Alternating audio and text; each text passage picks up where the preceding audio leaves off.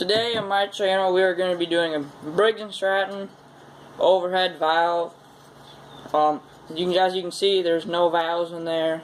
Yes, there is a little bit of carbon buildup, but I ain't gonna hurt nothing because I cleaned up the seats and everything.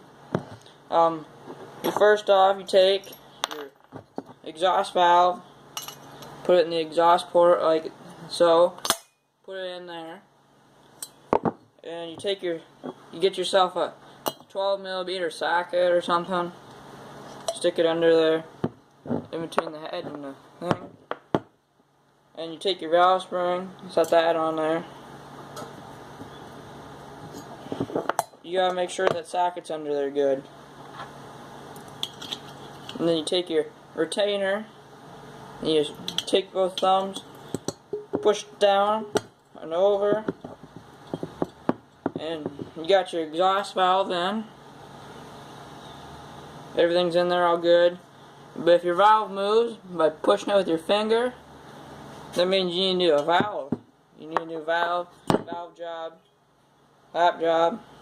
You take your intake side, take it like so, put it through, take your socket, put it through underneath of it. Same thing with this side, you take the spring, push this through, and you take both thumbs, push down. There you go. You got both valves in.